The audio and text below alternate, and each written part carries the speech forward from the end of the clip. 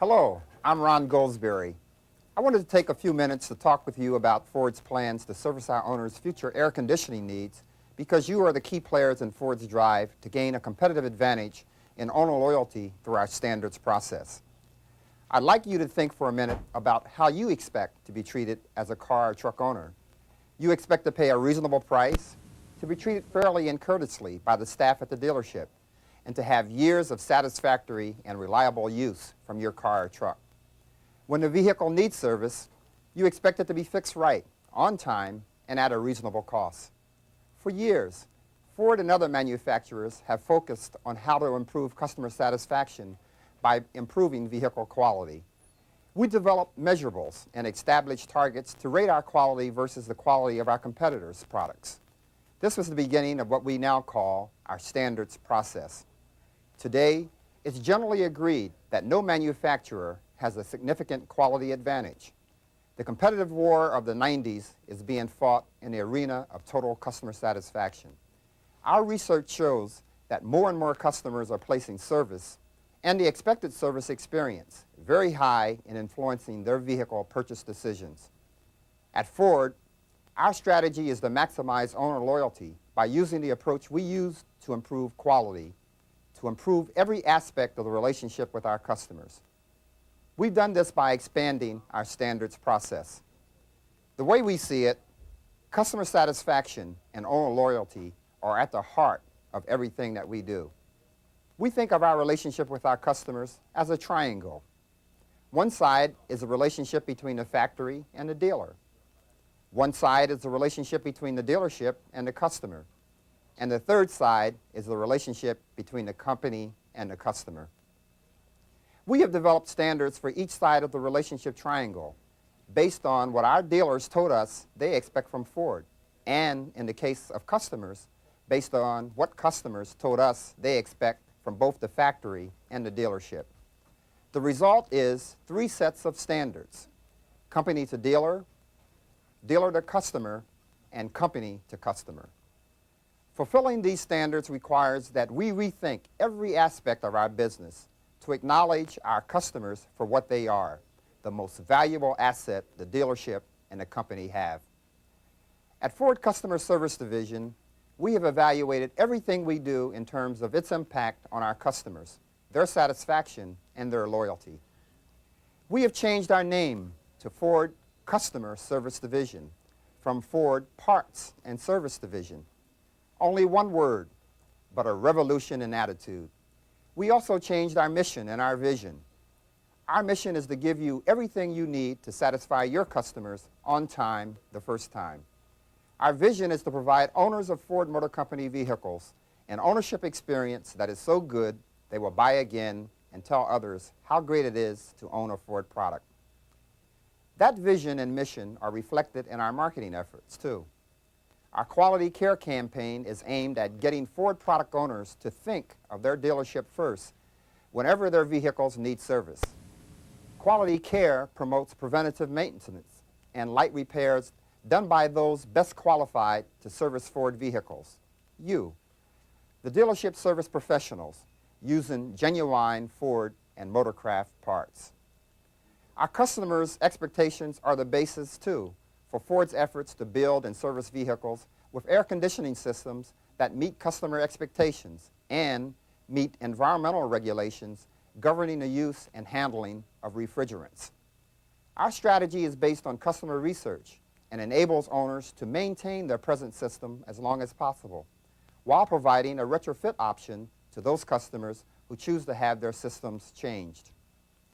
This video gives you an overview of the concerns our customers may have about how the new environmental regulations may affect the value and performance of their vehicles, as well as what is involved in retrofitting an air conditioning system. Being sensitive to a customer's concerns is a critical first step in developing and maintaining a positive relationship with that customer. That's why we're sharing this information with you. Too often, we give you technical information but don't explain why we have taken a given approach or what to expect from the customer. I hope this video, along with the service instructions contained in the retrofit kits, will help you do even a better job of fulfilling our customers' needs. Well, thank you for your time and for everything you do to bring customers back to your dealership to service and buy Ford products again and again.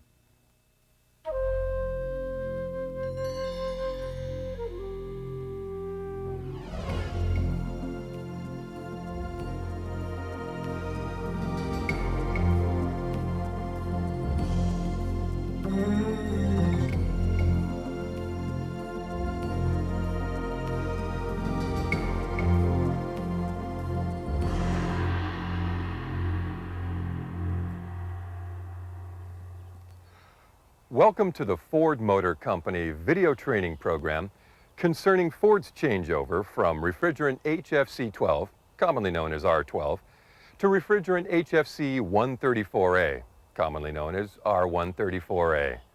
It will include segments on environmental issues, Ford owner and Ford technician concerns, need for retrofit kits, and the retrofitting process. As one of the world's leading automobile manufacturers, quality has always been job one at Ford Motor Company. Ford's highest priority is to achieve total excellence in vehicle quality and customer satisfaction, and to produce vehicles in a manner that demonstrates responsibility for protection of the environment. As you have heard, a potential threat to our environment involves the possible depletion of the atmosphere's stratospheric ozone layer that protects the Earth from harmful ultraviolet radiation. Scientific research indicates that the release of chlorofluorocarbon, or CFC-based refrigerants, such as those used in refrigerators, freezers, home and automotive air conditioning systems, is depleting the Earth's ozone layer. When these CFCs reach the upper atmosphere's ozone layer, high-energy ultraviolet radiation breaks the CFC molecules apart. This process releases chlorine atoms, which attack the ozone layer. A single chlorine atom can destroy thousands of ozone molecules. Maintenance of the ozone layer is very important to the environment, and loss of ozone in the upper atmosphere may have serious effects. Refrigerant in automotive air conditioners was one of the major uses of CFCs. Ford Motor Company is a leader in the development and use of air conditioning refrigerant that is a non-chlorofluorocarbon, or non-CFC. The new type refrigerant used is R134a, a hydrofluorocarbon that has no chlorine atoms and therefore will not damage the Earth's ozone layer. There were a number of events that led to the need and development of non-CFC-based R134a refrigerant for use in new vehicles, and the development of retrofit kits to enable the use of R134a in vehicles that were originally equipped with R12. The first step was ozone depletion testing that indicated that the use of chlorofluorocarbons may cause a thinning of the Earth's ozone layer. Based on this testing, an international agreement, the Montreal Protocol, was signed by the United States and over 86 other countries. The agreement called for a phase-out of CFC and other ozone-depleting substances. More than 126 countries are now cooperating in this effort. U.S. legislation was passed in 1990 requiring a phase-out of CFC-12 production and providing certain standards for controlling ozone-depleting substances. For example, 1990 amendments to the Clean Air Act specifically outlined CFC recovery and recycling requirements for automotive air conditioning refrigerant. The recovery and recycling have greatly reduced the discharge of R12 into the atmosphere and are reducing demand for virgin R12. After the amendments to the Clean Air Act were passed, the Montreal Protocol was amended to completely phase out CFC's production worldwide. Signing countries agreed to a uniform reduction in production of CFCs and to completely phase out production by December 31st, 1995. As a result, automobile manufacturers have geared their efforts towards incorporating air conditioning systems that use a non-CFC refrigerant well before the phase-out of R12 production. The new refrigerant of choice is R134a for all auto manufacturers. Also, technicians must be trained in recovery and recycling procedures and must be tested and certified by an EPA-approved technician certification organization. Some of these organizations are Mobile Air Conditioning Society, National Institute of Automotive Service Excellence, International Mobile Air Conditioning Association, the Greater Cleveland Automobile Dealers Association, Rancho Santiago College, and New York State Association of Service Stations. Ford technicians, please note, even though you may have completed a Ford ST/ST/AC training program, you still must be tested and certified by one of the EPA-approved organizations. In addition, recovery and recycling equipment used with R12 systems must be certified by the U.S. EPA or an EPA-approved testing organization like UL or ETL to meet SAE standards. Legislation also required servicing facilities to complete and submit this facility certification form to the EPA by January 1st, 1993. In doing so, the servicing facilities certify that they are properly using approved equipment and that technicians who are authorized to use the equipment are properly trained and certified. This documentation, including technician certification, should be available upon inquiry.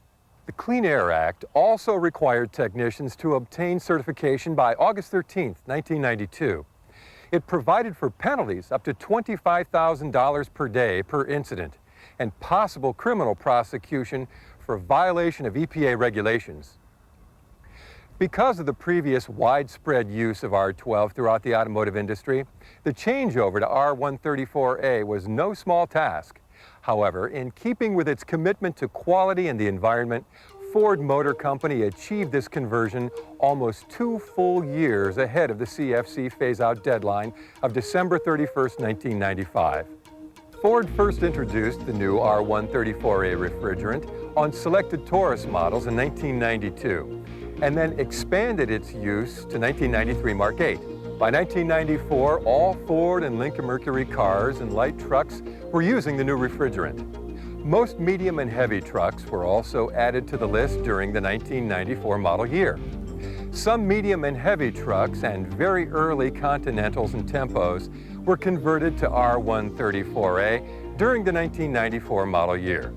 The 134a AC systems on all of these vehicles are designed to have equal or better reliability and cooling performance than the CFC 12 systems on previous models. From an operational standpoint, both the R134a system and the R12 system have essentially identical operating functions. Most R134a systems and R12 systems utilize a fixed orifice tube clutch cycling system. In a limited number of cases, thermostatic expansion valve is utilized.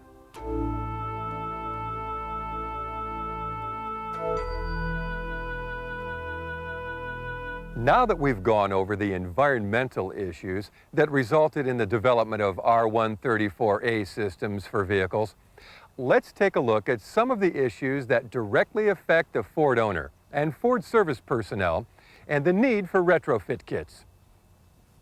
Ford is developing conversion or retrofit kits for most vehicles from early 1994 back through 1988, and in some instances back through 1985, depending on the model involved. In addition to passenger cars and light trucks, retrofit kits will be available for most medium and heavy trucks and for vehicles with dealer-installed R12 systems from 1994 back through 1988. Retrofit kits for auxiliary air conditioning custom van conversions will not be available from Ford. However, they may be offered by the original custom van manufacturer. As in the case of new 1994 Ford vehicles with R134a systems, all past model Ford R12 systems retrofitted with Ford-designed R134a retrofit kits will have AC performance equal to or better than R12 systems originally used in such past model vehicles. For new car buyers, the situation is straightforward. Beginning in 1994, new Ford and Lincoln Mercury vehicles will be equipped with R134a CFC-free AC systems and are not affected by CFC considerations. Vehicles that have an R12 system and are within the new vehicle or ESP warranty will be repaired in accordance with the procedures in the Ford service manual for the vehicle involved. As long as R12 refrigerant is available, no retrofitting will be authorized under warranty. Vehicles that have an R12 system and are beyond new vehicle or ESP warranty can be serviced and repaired at the owner's request and expense by using R12 refrigerant as long as R12 is available, or by installing a complete R134a retrofit kit, also at the owner's request and expense. There are retrofit kits being developed by various companies, and each makes its own claim as to price and simplicity. Ford Motor Company has developed its kits based upon extensive research and testing. All of the parts and kits are designed to be used on specific Ford and Lincoln Mercury vehicles. Each retrofit kit is complete. It contains the necessary parts, correct PAG compressor oil, and all supplies, except refrigerant R134a, to allow the retrofitting of a specific vehicle. It also contains illustrated step-by-step instructions for performing the retrofit. Refrigerant R134a should be procured separately. Since each kit is tailored to meet the needs of a specific application, only the components that are required for the retrofit are included in the kit. From a mechanical standpoint, retrofit kits needed to be developed because R12 and the new R134a CFC-free refrigerant are not interchangeable. The R12 system must be modified before it can be recharged with R134a refrigerant. If the R12 system is not modified before it is recharged with R134a, higher system pressures and temperatures will be experienced in the system. This will result in a decrease of system efficiency and reliability and may cause safety concerns. To control higher pressures and temperatures in the R134a retrofitted system, some vehicles require additional condenser capacity, air deflectors, and seals to increase airflow across the condenser. Some of the kits may include a fan to increase system airflow and to improve cooling performance. All kits will have a refrigerant containment device and a clutch cycling pressure switch. Other components used, replaced, or added in the retrofit are switches, relays, electronic modules, hoses, and more. It all depends on the vehicle. Lubricants are another area of concern. Lubricants for R12 and R134a are not interchangeable. Mineral-based R12 refrigerant oil does not dissolve or properly circulate in the R134a refrigerant and could result in a loss of lubricant to the compressor, causing failure. Remember also that not all of the PAG oils used in the R134a systems are the same. That's why each Ford retrofit kit will include the proper oil to be used for the specific application. Always be sure to use the oil that is provided with the kit. Substitutes can lead to system failure. Now let's turn our attention towards some of the more technical issues concerning R134a retrofitting. The new R134a recovery, recycling, and recharging equipment was designed specifically for and should be dedicated strictly to servicing CFC-free R134a systems. The R134a service equipment has special couplings that will only fit on an R134a system. The couplings were designed that way to prevent contamination of the R134a system. Under no circumstances should anyone fabricate and/or purchase adapters and use them to cross-connect the systems, or attempt to use the same tools and equipment on both types of refrigerant systems. Keep in mind that Ford has not approved the use of any substitutes for R12 or R134a refrigerants, or the Ford-specified PAG oil in Ford AC systems. Always use only Ford-specified refrigerants and lubricants. There are no approved blends or lubricant substitutes. If for some reason the AC system becomes contaminated with a substitute, unknown, or wrong type of refrigerant, treat as contaminated. Flush in accordance with flushing equipment manufacturer's instructions, and dispose of material in accordance with EPA regulations. New equipment under development will be useful in detecting contamination. It will be available from Rotunda. Watch TSBs for an announcement and more information. If you suspect that any of your special service equipment has become contaminated, contact the equipment manufacturer for information on removing contamination.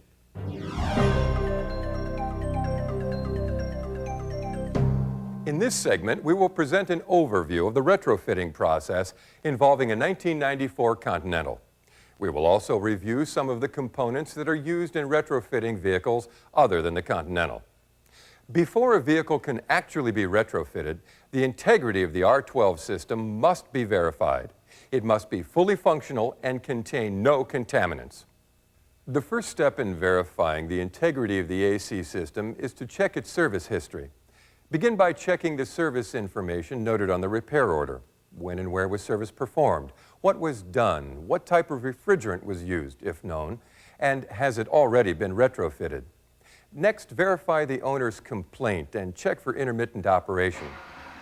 Begin by starting the engine and selecting Max AC.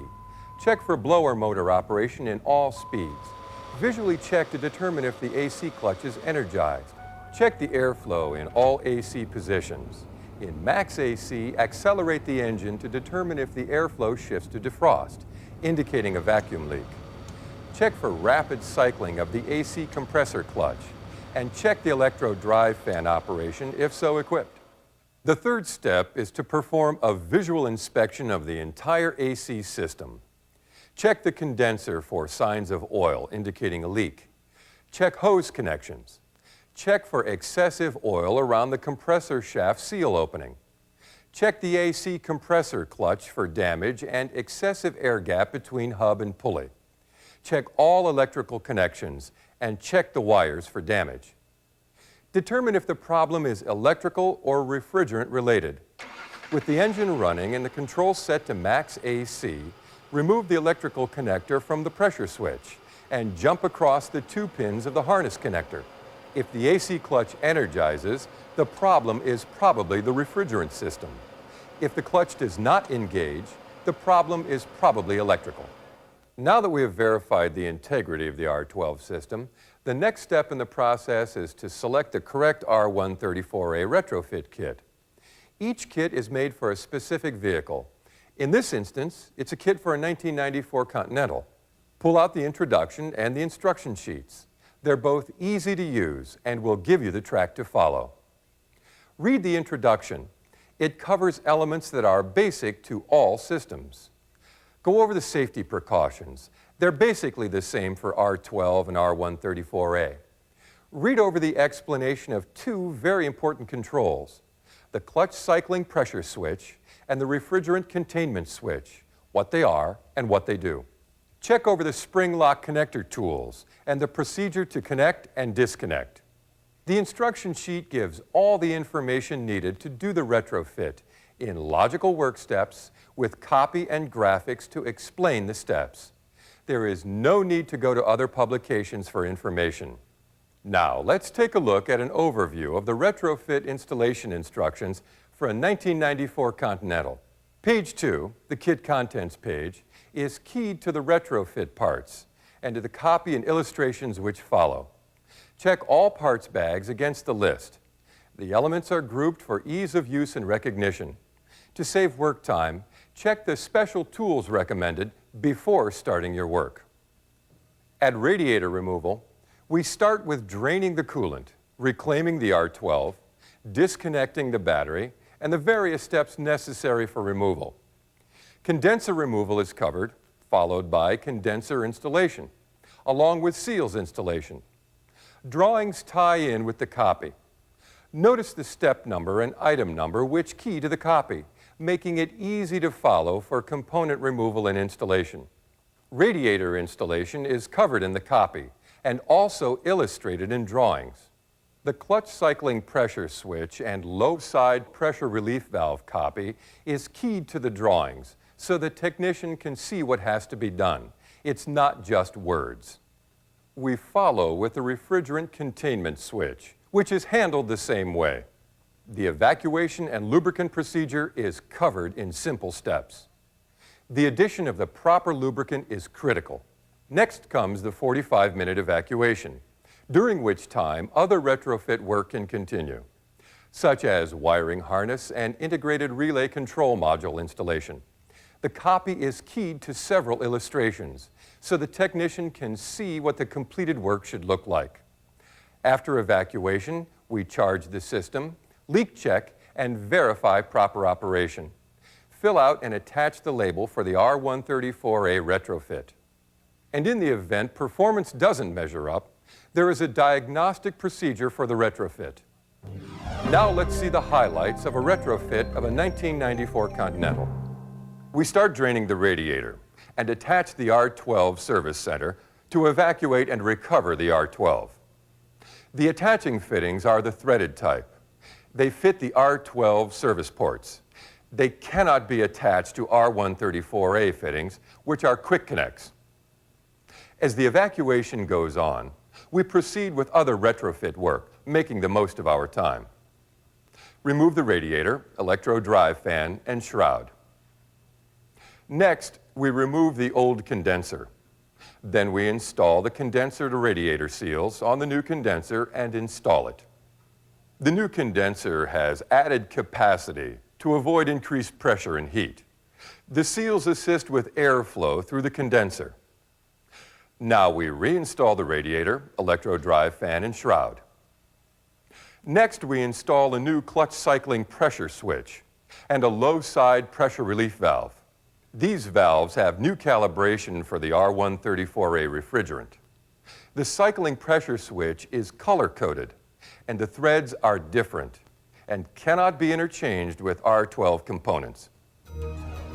The pressure relief valve, or PRV fitting, is a critical component. This component controls the internal refrigerant pressure buildup in the pressure line after a stopped vehicle is shut off and heat soaking.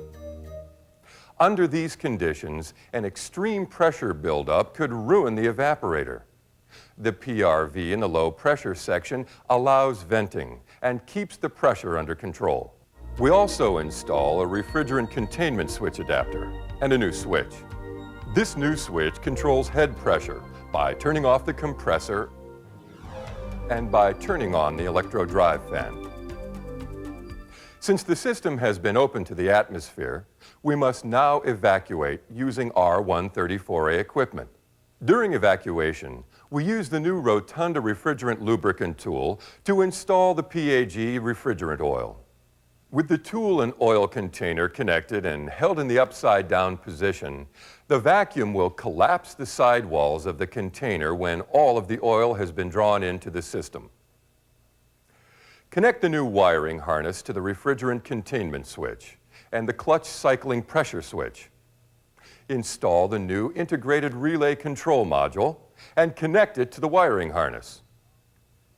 Using R134a equipment, recharge the system with R134a refrigerant.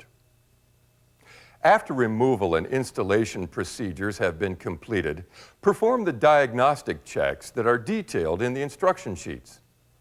Use only recommended diagnostic equipment, such as this Rotunda R134a halogen leak detector or equivalent. The final step to any retrofit procedure is to install a new retrofit label on the vehicle. It should be mounted directly over the old R12 tag. This tag will identify the vehicle as a retrofit vehicle and will indicate the proper refrigerant charge for R134a. You should also sign, address, and date the tag for future reference. This retrofit covered only one system. Ford has retrofit kits to cover most Ford vehicles back to 1988, with each kit and instruction sheet tailored to a specific vehicle. Now let's quickly review some of the important items that we've covered in this video. Continue to use R12 to service R12 systems as long as the refrigerant is available. Technicians and recovery and recycling equipment must be certified to meet EPA requirements. Use only equipment that is designed for the system you're working on. R12 equipment for R12 systems and R134a equipment for R134a systems. Always recover and recycle refrigerant using EPA-approved equipment. Never vent into the atmosphere. When retrofitting, use only R134a refrigerant and the Ford-specified oils and lubricants that are included in the retrofit kit. There are no approved blends or substitutes. Follow retrofit instruction sheets closely and install all parts contained in the kit. Perform a diagnostic check with R134a equipment after retrofitting to verify proper operation. This concludes our presentation of the changeover from R12 to R134a and retrofitting. We hope this overview has helped to answer the questions you may have had on a subject that is important to all of us. Should you need additional information, have questions or concerns, or require technical assistance on retrofitting, contact the Ford hotline and use the Oasis system. Finally, be sure to use safe and environmentally sound procedures while working on a vehicle. And most of all, let's remember that this planet Earth is home to all of us. Let's work together to keep it clean and safe for ourselves, our families, and future generations. Thank you.